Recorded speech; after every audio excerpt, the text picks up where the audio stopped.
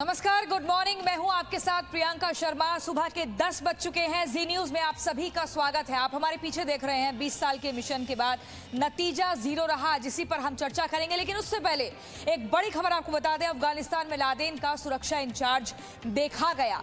Laden का सुरक्षा in charge अमीन उल हक नांगरहार में दिखा। ओसामा बिन लादेन का करीबी रहा है अमीन उल हक। तोरा बोरा में लादेन का सुरक्षा इंचार्ज था। ओसामा बिन लादेन का राइट हैंड माना जाता है और तोरा बोरा में लादेन का सुरक्षा इंचार्ज भी था। अफगानिस्तान और आतंकवाद पर ये बड़ी खबर आपको बता रहे हैं। लादेन का सुरक्षा इंचार्ज दिखा है और उसका तालिबानियों ने जमकर स्वागत भी किया। अफगानिस्तान में लादेन का सुरक्षा इंचार्ज देखने के बाद अमीन उल हक नांगरहार में दिखा। ओसामा बिन लादेन का करीबी रहा है अमीन उल हक। तोरा बोरा में लादेन का सुरक्षा इंचार्ज था। तो ऐसे ही अब अफगानिस्तान में, जिसको कहा जा रहा है कि तालिबान के नाम से अब जाना जाएगा, वहां पर ऐसे ही बिल से अब वो खुफिया चेहरे निकल रहे हैं जो छिपे हुए थे। तो कुल मिलाकर मौजूदा स्थिति खौफ में है, क्योंकि जैसे ही अमेरिकी सैनिक वहां से हटे आधी रात में, उसके बाद जमकर गोलीबारी हुई है, रॉकेट छोड़े गए और ये कहा गया जो उस काबुल एयरपोर्ट के आसपास के लोग रहते थे, सिविलियंस को, कि ये किसी भी तरह का कोई हमला नहीं है, लेकिन ये एक जश्न मनाया जा रहा है आज़ादी का। और आज़ादी की तस्वीर आप टीवी स्क्रीन पर देख रहे हैं। ओसामा बिन लादेन का राइट हैंड माने जाने वाला अमीन उल हक अब सामने आया है। तोरा बोरा में लादेन का सुरक्षा इंचार्ज था और जैसे ही ये अपनी गाड़ी से आया, तालिबानियों ने जमकर स्वागत किया। और अब ये जो तस्वीर आप देख रहे हैं, ये अमेरिका का मिडनाइट एग्जिट आप देख रहे हैं। उस आखिरी अमेरिकी सैनिक को आप देख रहे हैं जिन्होंने काबुल एयरपोर्ट से अमेरिका की उड़ान भरी। C-17 वो विमान जिसमें तमाम सैनिक वापस अमेरिका पहुंचे। और इसी तस्वीर को देखने के बाद कहा जा रहा है कि 20 साल का जो मिशन है उसका नतीजा 0 रहा। जो मौजूदा स्थिति है उसके पीछे अमेरिका की एक शर्मनाक हार मानी जा रही है। आखिर क्यों नहीं डटकर सामना किया गया? फिर दोहा समझौते को देखकर भी बार बार ये जिक्र हो रहा है कि क्यों इतनी मेहनत की अमेरिका ने, जिसके बाद निष्कर्ष ये रहा कि सैनिकों को ऐसे अब वापस लौटना पड़ा। और इसी पर अब हम आपको काबुल से हमारे संवाददाता अनस मलिक की ग्राउंड रिपोर्ट दिखाते हैं।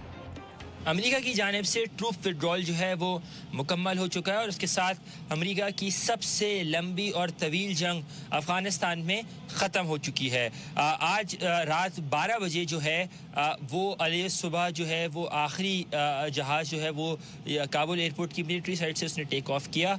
इस जहाज़ में अमेरिका की जानिब से सबसे पहले अफ़गानिस्तान भेजी जाने वाली डेल्टा फोर्स के एहलकार मौजूद थे और डेल्टा फोर्स के एहलकार सबसे पहले अफ़गानिस्तान आए थे इन्वेजन में और सबसे आखिरी ही वो एहलकार बने जो अफ़गानिस्तान छोड़ के जा रहे थे। उसके बाद हमने देखा कि बदरी 313 की जो यूनिट है अफ़गान तालिबान की एलीट कमांडोज की जो यूनिट है, उसने सीज़ कंट्रोल किया एबे गेट के थ्रू, जहाँ पे हम कल मौजूद थे। और एबे गेट के बाद उन्होंने यहाँ पर जो है एरियल शॉट्स फायर किए गए। काबुल में जब ये खबर ब्रेक हुई, उस वक्त तक की फॉर्मली खबर ब्रेक नहीं हुई थी, लेकिन एरियल फायरिंग की वजह से एरियल फायरिंग की खबर जो है तालिबान के लोगों को अपने अमेरिका के छोड़े जाने की खबर तालिबान के लोगों को अपने इंटरनल कम्युनिकेशन वॉकी टॉकीज़ के ऊपर कम्युनिकेट की गई, जिसके बाद काबुल पे ऐसा लगा कि कोई हमला सा हो गया है, क्योंकि इतनी फायरिंग का सिलसिला हुआ, इतनी हवाई फायरिंग की गई, जिसके बाद 5 से 10 मिनट बाद पता चला कि जो है काबुल एयरपोर्ट पर जो अमेरिका की प्रेजेंस थी वो ख़त्म हो चुकी है। अब तालिबान का वहाँ कब्ज़ा है और उसके साथ साथ अब तालिबान ही अफ़गानिस्तान के इंचार्ज हैं। जी मीडिया के लिए अनस मलिक, काबुल, अफ़गानिस्तान से। तो हमारे संवाददाता अनस मलिक की ग्राउंड रिपोर्ट आप देख रहे थे। जैसे ही अमेरिकी सैनिकों ने वापसी की, उसके बाद तालिबानियों ने जमकर फायरिंग की। कुछ बड़े सवाल अब हमारे साथ हैं। 20 साल का मिशन, लेकिन इसका नतीजा 0 क्यों रहा? अमेरिका आउट तो क्या लादेन का राइट हैंड इन हो गया है? उसकी एंट्री हो गई है। आतंक का नया गढ़ अब माना जाए क्या अफगानिस्तान को? अशांत अफगानिस्तान भारत के लिए खतरा है क्या? तालिबान राज में पाकिस्तान का मौका, ये तमाम सवाल जिनके जवाब को लेकर जिन पर हम चर्चा करेंगे। लेकिन ये जो मौजूदा स्थिति है वो वाकई खौफजदा है, क्योंकि वहां से बंदूक के दम पर ही काम होता है। ये बड़ी बात इसलिए भी है क्योंकि 20 साल बाद अमेरिकी सैनिकों की देश वापसी हो रही है। लेकिन इन 20 सालों में क्या कुछ हुआ है? हजारों सैनिकों की मौत हुई है, करोड़ों रुपए खर्च हुए हैं और नतीजा जीरो रहा है। अमेरिका ही झुका है, खत्म नहीं हो सका तालिबान। मकसद ये था कि अमेरिका डटा रहेगा, लेकिन जो समझौता हुआ था उसके तहत भी जो मौजूदा स्थिति बनी हुई है वो एकदम नकारात्मक है, विपरीत है। और इसी पर हम चर्चा करेंगे। हमारे साथ हैं lieutenant general Gurmeet Singh, farmer deputy army chief. Sir, आपका बहुत स्वागत है जी न्यूज़ में। हमारे साथ हैं रविंद्र सचदेव जी, जो कि इंटरनेशनल अफेयर्स एक्सपर्ट हैं। सर, आपका भी बहुत स्वागत है जी न्यूज़ पर। जिस तरह से जो मौजूदा स्थिति है कि 20 साल का लगातार जो संघर्ष था, जो मिशन था, उसके बाद नतीजा जीरो रहा। गुरमीत सिंह, पहले मैं आपके पास आऊंगी सर। ये जो इतनी मिशन को लेकर काम किया जा रहा था, लगभग 20 साल पूरे हो गए हैं और आज जो मौजूदा स्थिति है उसके पीछे अमेरिका की शर्मनाक हार को देखा जा रहा है। जी, आपने ठीक कहा है। 20 साल 2500 अमेरिकन सोल्जर्स, 3800 यूएस के कॉन्ट्रैक्टर्स, 2,41,000 लोग मरे। और आखिर में क्या? सवाल और सवाल और सवाल। और वहां पर क्या है? वहां पर 28 बिलियन के हथियार छोड़ के गए हैं, 86 बिलियन यूएस डॉलर्स के जो मिलिट्री वेयर विदॉल होता है उसको छोड़ के गए हैं। और छोड़ के गए हैं ट्रेजेडीज, क्राइसिस और क्योस। छोड़ के गए हैं डर और खौफ। छोड़ के गए हैं अभी जो दुनिया को टेररिज्म, रेडिकलाइजेशन, इसका एक खतरा, एक चुनौती। और उन्होंने 20 साल के अंदर में एक ही सक्सेस उनको मिली थी, वो भी पाकिस्तान के अंदर अबोटाबाद में ओसामा बिन लादेन को मार गिराने की। वो तो ये भी नहीं समझ सके कि लेकिन सर, उसी ओसामा बिन लादेन का राइट हैंड भी यहाँ पर आ गया है। जी,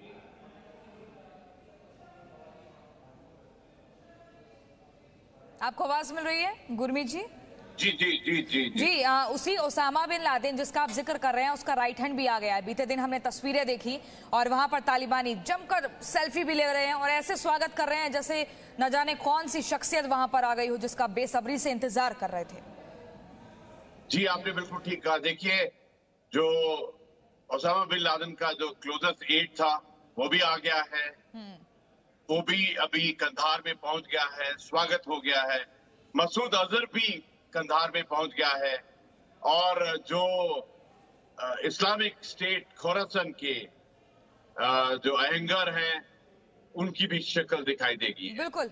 और अभी पाकिस्तान का खेल फिर दोबारा शुरू होता है, क्योंकि जितने भी वहां पर टेररिस्ट ऑर्गेनाइजेशन हैं वो सब पाकिस्तान के ही बनाए हुए, और ये जो प्रॉक्सी टेरर का जो खेल खेला है।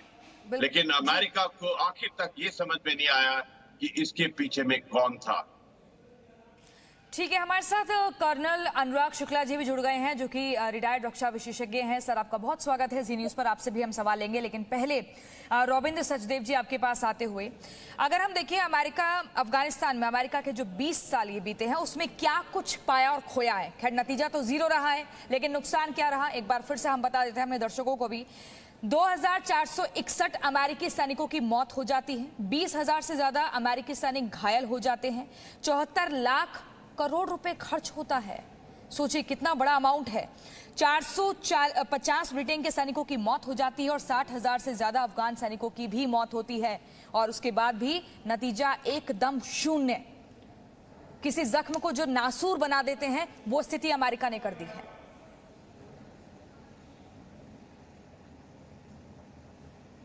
रॉबिन सचदेव जी। जी बिल्कुल। मैं सोच रहा था नतीजा केवल 0 ही नहीं, 0/0 है एक्चुअली। 20 साल पहले जो अफगानिस्तान था आज बिल्कुल वापस वैसा है। Lawless, chaotic, anarchy, radicalism, extremism सारा। और पिछले 20 सालों में तो ज्यादा एक्सपीरियंस हो गया है, ज्यादा लड़ाइयाँ लड़ी हैं, तो ज्यादा जान, एक्सपीरियंस, लर्निंग आ गई है, ज्यादा वेपन्स और टेक्नोलॉजी है। तो ये तो बहुत ही बड़ा दुनिया के लिए खतरा है। अमेरिका ने एक तरह से ना गैम्बल करा है। अमेरिका ने गैम्बल करा है और अमेरिका एक जैसे कहते हैं ना जिद पे अड़ गया। और वो जिद अमेरिका की ये थी कि मेरा एक भी सोल्जर या मेरे एक भी अमेरिकन की जिंदगी की कीमत बहुत ज्यादा है और मैं उसको क्यों वेस्ट करूं कहीं और भी, जबकि मेरे घर में तो ऐसा कुछ नहीं हो रहा है ना। देखिए रेडिकल इस्लाम अमेरिका में तो पहुंचा नहीं है कुछ सिरफिरे हैं एक दो, बट कोई बड़ा बार बार तो होता नहीं है। और अमेरिका कुछ लकी भी है क्योंकि अमेरिका इतना दूर है, पानी है दोनों तरफ, ओशंस है, Atlantic ocean, Pacific ocean, right. तो अमेरिका इंसुलर है थोड़ा। और अब ये लॉस देख देख करके और कोई उन्हें रास्ता दिख नहीं रहा था। ये वॉर ये आज थोड़ी हारे हैं, ये वॉर तो करीब 4 साल पहले हार गए अमेरिका। 4 साल पहले हारा है, फिर सोचता रहा क्या करे। फिर ट्रंप ने 2 साल पहले जी एग्रीमेंट करी। इसी बात को यहीं से आगे बढ़ाते हुए कर्नल अनुराग शुक्ला जी आपके पास आते हैं।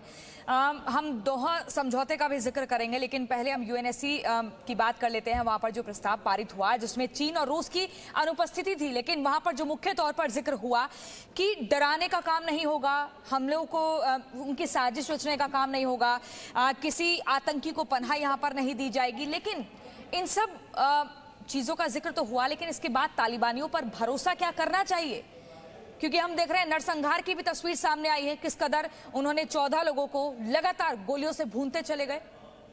तालिबान का एजेंडा पहले से भी क्लियर था और आज भी क्लियर है। उनके मंसूबे सबको पता है और जी में मॉडर्न वेपन्स मिल गए हैं। अगर हम अमेरिका के एंगल से देखें तो अमेरिका चले तो गए हैं।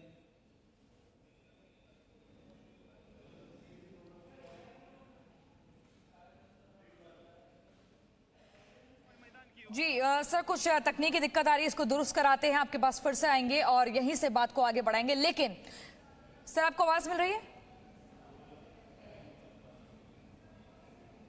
ठीक है।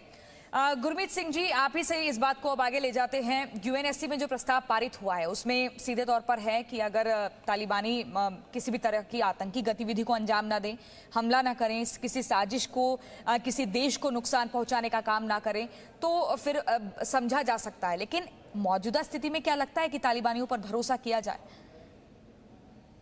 प्रियंका जी देखिए, तालिबान के ऊपर में बिल्कुल भरोसा नहीं किया जा सकता है।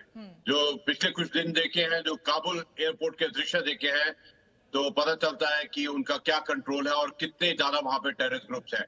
लेकिन जो यूएन सिक्योरिटी काउंसिल की जो रेजोल्यूशन है, ये तो एक लिस्ट है रिक्वेस्ट की, ये तो लिस्ट है कि आप क्या कर सकते हैं। और उन्होंने कहा है कि आपकी टेरिटरी को इस्तेमाल नहीं किया जाना चाहिए टेररिज्म के लिए। उन्होंने उनको रिक्वेस्ट की है कि जो अफगानी है जो बाहर जाना चाहते हैं उनको जाने दीजिए।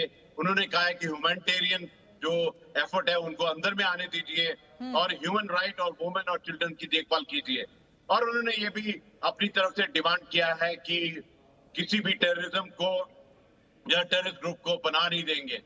और कंडम किया है जो 26 अगस्त को आत्मघाती हमला हुआ था। लेकिन ये इतने कमजोर शब्द हैं और किसको बोल रहे हैं? ये उनको बोल रहे हैं जो खुद ही एक टेररिस्ट ऑर्गेनाइजेशन है। और देखिए ये जो रेजोल्यूशन है इसके अंदर में चाइना और रशिया ने एब्स्ट्रीन किया है और ये सिर्फ एक डिप्लोमेटिक लैंग्वेज है। लेकिन क्या तालिबान इनकी सुनेगा? नहीं सुनेगा। अभी जरूरत है स्ट्रॉन्ग एक्शन की। अभी देखिए एक एंड ऑफ ईरा हुआ है, एक बहुत बड़ा रीसेट हुआ है। जो मिलिट्री प्रेजेंस थी वो खत्म हुई है, जो 20 साल से वहां बैठे हुए थे वो खत्म हुई है। अभी होता है दौर चुनौतियों का और इस चुनौतियों के अंदर में बिल्कुल चुनौतियां बहुत सारी हैं। ठीक कह रहे हैं आप सर, लेकिन रविंद्र सचदेव जी, अगर हम देखें दोहा समझौते की अगर हम बात करें, 2018 में इस पेशकश को रखा जाता है और आगे बात होती है, फिर 2020 में अग्रीमेंट होता है, लेकिन अब जो मौजूदा स्थिति है वो क्या है? मतलब अमेरिका सुपर पावर जो है उसको डेंट तो लगा ही है, ये तो माना ही जाए। हाँ जी, बिल्कुल लगा है डेंट अमेरिका को, पर वही बात है ना, अमेरिका गैम्बल कर रहा है, अमेरिका कैलकुलेट कर रहा है कि जितना भी डेंट लगे मेरे को फर्क नहीं पड़ता। अमेरिका ये सोच रहा है कि जो मेरी असलियत है और जो मेरी पावर है, मेरे पास बहुत पावर है और मेरे को अपना ना तो किसी सोल्जर को फालतू में मरवाना है और मेरी जो एनर्जी है मुझे कहीं और टारगेट करनी है, स्पेशली चाइना को लेकर के। पर ये बहुत बड़ी गलती है क्योंकि इतना बड़ा रीजन अमेरिका तो मेजर डेंट है, बट उनकी कैलकुलेशन है। मैं क्विक पॉइंट वापस आऊंगा पर यूएन सिक्योरिटी काउंसिल पे कहना चाहता हूं प्लीज। मैं कह रहा था काफी दिनों से और मैं सोचता हूं भारत को ये करना चाहिए था, इंडिया ने नहीं करा, बट एनीवे कि यूएन की पीस कीपिंग फोर्स फॉर बच्चियों के लिए और विमेन के लिए, उन्हें घर से स्कूल, घर से ऑफिस तक के लिए जितना भी उन्हें काम अलाउड हो, जितनी भी कक्षा तक उन्हें पढ़ने की तालिबान परमिशन दे, 5वीं तक या 10वीं तक, यूएन को ये कहना चाहिए और भारत को ये पुश करना चाहिए दुनिया में कि पीस कीपिंग फोर्स हो केवल और केवल बच्चियों और विमेन की सुरक्षा। तालिबान ने खुद इस बात को एडमिट करा है कि हमारे जो तालिब हैं इनको औरतों को इज्जत और रिस्पेक्ट करना नहीं आता, तो इसलिए अच्छा है लड़कियां घर से वर्क फ्रॉम होम करें। इमेजिन, वर्क फ्रॉम होम शब्द यूज कर रहे हैं वो लोग, राइट? तो तभी तो उनके लिए इतने फरमान जारी करते हैं कि वो काम भी नहीं कर सकती हैं और चादरी पहन के निकलेंगी बाहर, लेकिन साथ में कोई ना कोई होना चाहिए घर का एक पुरुष व्यक्ति। तो ये जो फरमान जारी कर रहे हैं उससे पता लग रहा है कि क्या चीजें हैं, क्या चीजें वो पता लग रहा है। बट मैं कह रहा हूं इसके जरिए कम से कम अफगान सोसाइटी में बच्चियों और वुमेन को कुछ सिक्योरिटी का शायद चांस बने। ये पीस कीपिंग फोर्स आसान चीज नहीं है होने की। बिल्कुल सर, बहुत ही महत्वपूर्ण आपने बात कही है, यहाँ पर सभी की थोड़ी सी कमी है। बड़ी खबर आपको बता दें, अफगानिस्तान से अमेरिका की वापसी के बाद तालिबान की पहली प्रतिक्रिया सामने आई है। तालिबान की प्रवक्ता ने थोड़ी देर पहले काबुल एयरपोर्ट पर प्रेस कॉन्फ्रेंस की, जिसमें उसने कहा कि ये जीत हम सभी की है और तालिबान अमेरिका से बेहतर कूटनीतिक संबंध चाहता है। बड़ी खबर आपको बता रहे हैं, ये जीत हम सबकी है। तालिबानियों की तरफ से ये प्रतिक्रिया। अफगानिस्तान से अमेरिका की वापसी के बाद तालिबान की पहली प्रतिक्रिया सामने आई है। तालिबान के प्रवक्ता ने थोड़ी देर पहले काबुल एयरपोर्ट पर प्रेस कॉन्फ्रेंस की, जिसमें उसने कहा कि ये जीत हम सबकी है। ये जश्न का वक्त है। आजादी का जश्न मनाते हुए जो तस्वीरें थी वो लगातार हमने आपको दिखाई और तालिबान अमेरिका से अब बेहतर कूटनीतिक संबंध भी चाहता है।